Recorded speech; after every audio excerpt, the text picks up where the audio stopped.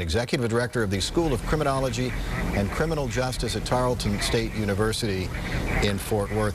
Do you think, Doctor, that this is going to change anything that police do? This was a fairly routine free speech demonstration that just went to hell.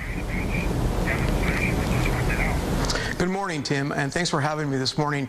Absolutely, there's no question that what happened Thursday night in Dallas is of historical significance across the United States in the law enforcement community. And what I mean by that is that police departments across the U.S. have recently started to rethink to themselves what they're going to do in order to be able to protect innocent life as well as their own lives when these protests actually take place.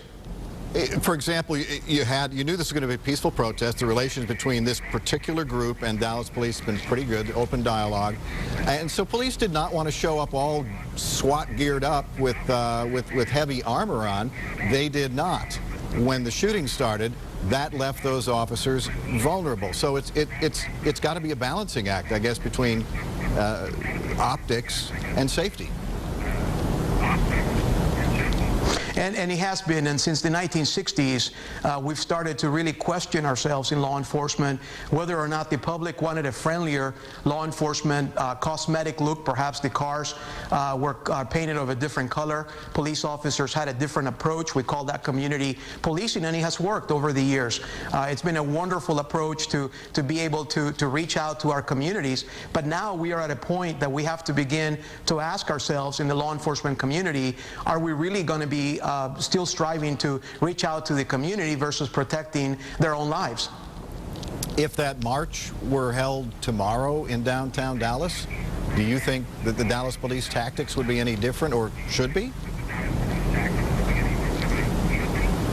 Well, I like to think that they have learned many lessons, as the rest of law enforcement around the country has, and there would be no question in my mind that the Dallas Police Department would actually re-engage in a different way and perhaps plan this event in a different way. Keep in mind, though, that it's always part of what we do in the media to second guess or perhaps question what they could have done better. The Dallas Police Department and the officers did an exceptional job on Thursday night. They protected so many lives of innocent people, but really the question was, what could they have done better, knowing that the protest was going to go in a different way? And as we heard from the chief, many things that happened that night they did not anticipate, and one of them was the route of the protesters.